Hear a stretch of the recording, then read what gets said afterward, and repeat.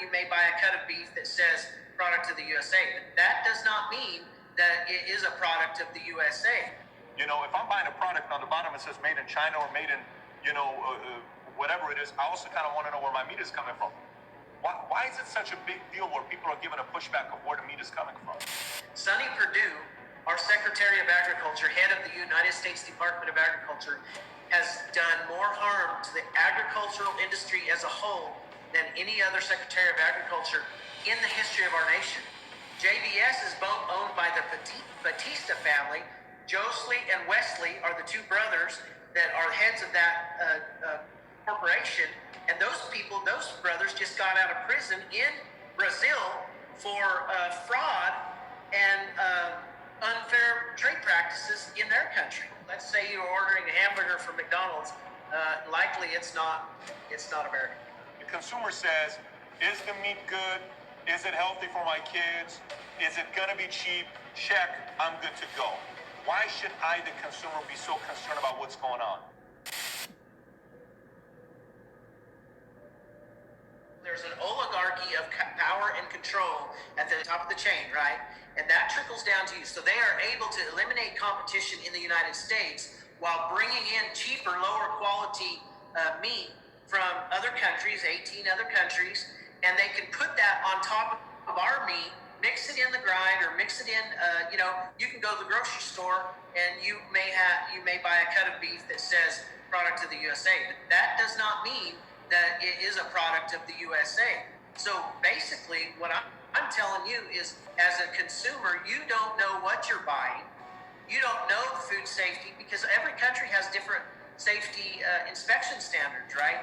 Now they do have to go through a United States inspection standard, but it's not up to par as what we have inland here. So how it affects you is you're getting a lower quality product at maybe a higher price because they, as a consumer, is at a higher price, but that ability for them to import that cheaper cut of meat, throw it into the American product, it oppresses our prices because there's no competition for it. Mandatory country of origin labeling was implemented, I think, in 2002, somewhere around in there. And what that did was it required our processors to put a country of origin label on all beef. So that means you were able to differentiate your beef as a consumer in the retail store. What happened is Canada and Mexico decided that mandatory COOL violated several trade agreements, and so they went to the World Trade Organization and a lawsuit came about.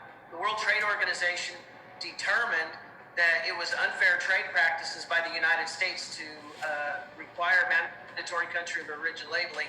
Canada and Mexico won that lawsuit, and Congress repealed mandatory COOL in 2015. As a buyer myself, I kind of would want to know where it's coming from. I don't think it's a big deal to say, if I'm buying a product on the bottom it says made in China or made in, whatever it is, I also kind of want to know where my meat is coming from. Why is it such a big deal where people are giving a pushback of where the meat is coming from? Okay, that becomes a very complicated issue.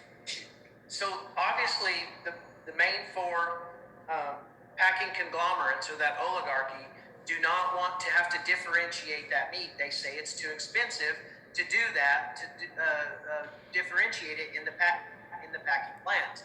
So those processors are members of the board of directors of what we call the National Cattlemen's Beef Association, a very strong cattle industry lobbying group.